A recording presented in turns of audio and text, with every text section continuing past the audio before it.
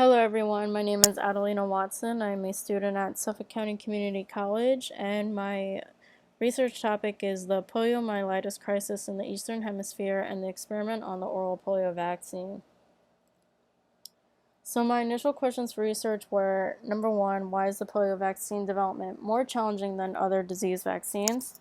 Number two, what sets the oral polio vaccine, that's the OPV, apart from using the inactivated polio vaccine, that's the IPV? Number three, how is the vaccine effective against the three types of polio? Number four, why is it important to use the OPV against poliomyelitis? And number five, what are the payoffs towards eradicating polio? What are the funds going to this vaccine research? To start, polio is a life-threatening disease which can result in permanent paralysis or early death. Polio affects children from an early age, as early as infancy, and the cause of the paralysis is from attacks on the nerves in the brain and in the spinal cord.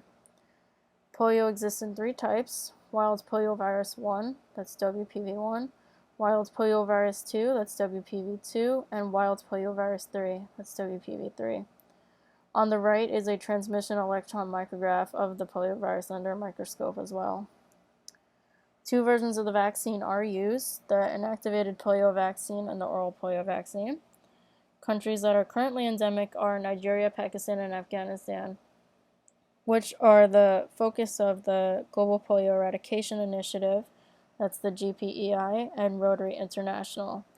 They are leading organizations in the End to Polio campaign, which have been working in the past 3 decades in collaboration with the CDC, World Health Organization, and United Nations Children's Fund.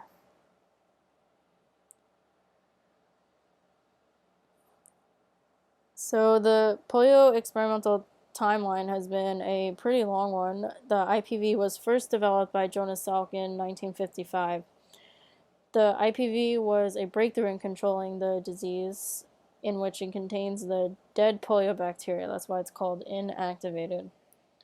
As opposed to the oral vaccine contains the live virus.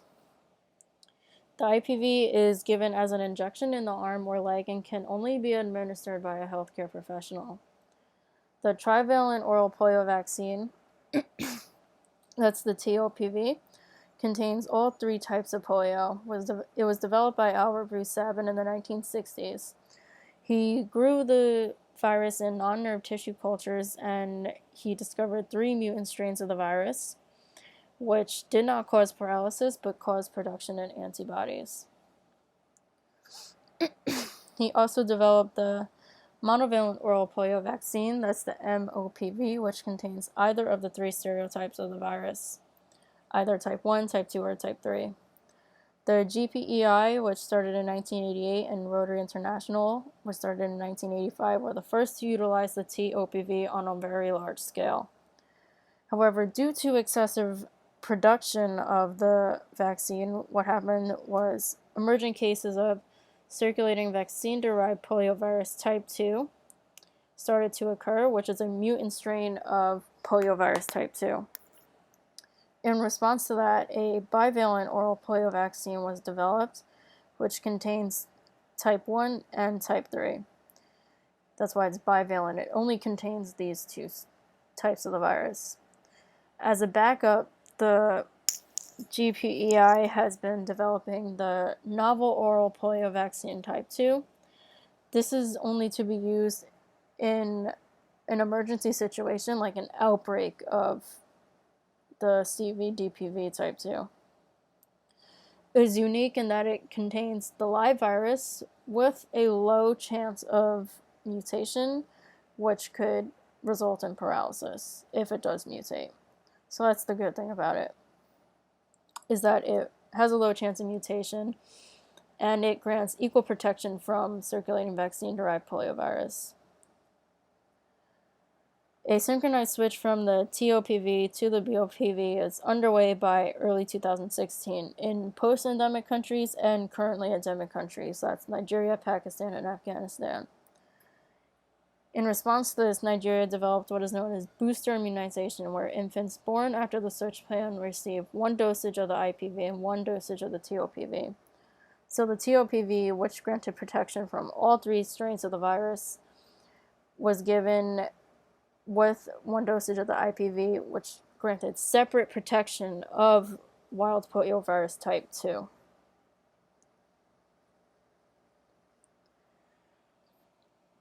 The chart at the top is a world map displaying the number of countries worldwide which were affected by the poliovirus before the international campaign. So you can see that the majority of the world on the left here is affected by polio.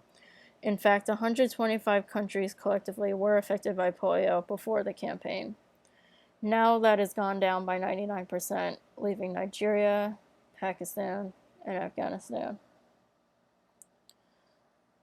On the bottom is a graph demonstrating the number of polio cases in Africa in response to higher vaccine coverage over a 30-year period. That's on the bottom.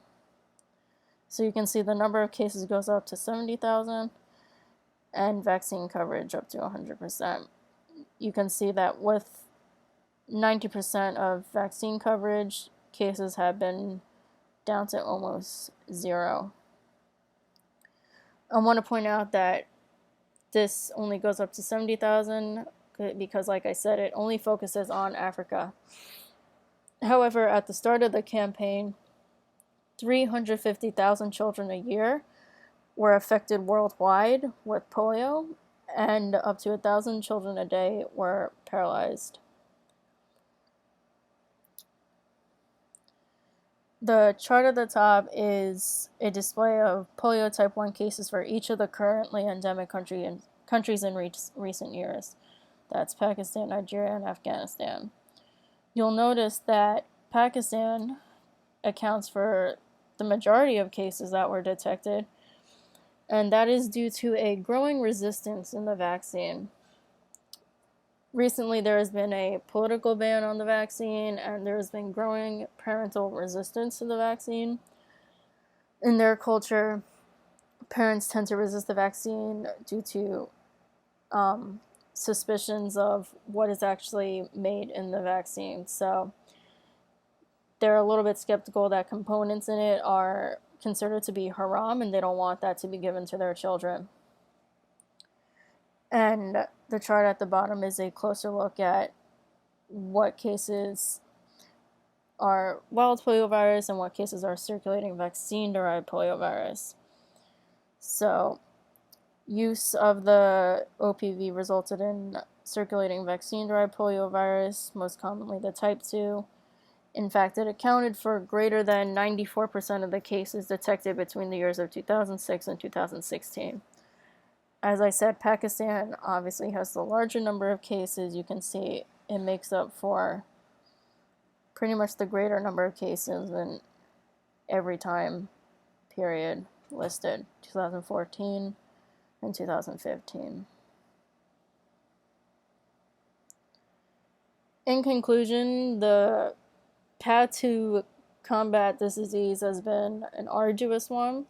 Funds donated to support the campaign and support necessary vaccine coverage has made the end to polio globally within the near future.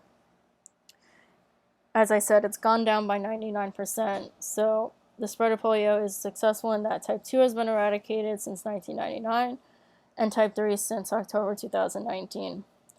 In fact, the GPEI has contributed $9 billion in funds to eradicate polio, which generated a net profit of $27 billion. Rotary International has contributed a separate $1.8 billion. An estimated $40 to $50 billion is to be saved should the eradication effort continue until the year 2030. Like I said, the virus tends to mutate. There's 4 versions of the oral polio vaccine that are used. And the challenge to eradicate polio demands continuous funding, experimenting, and surveillance. However, persistence of committed organizations can make eradication attainable. Lastly, I'd like to thank immensely my teacher, Dr. Sambasivan, for offering her guidance and suggestions on how to conduct proper research. I wouldn't have been able to do any of this without her, and she has certainly made my learning experience a positive one, so I thank her for that. Thank you for listening to my presentation, and I hope you have a great day.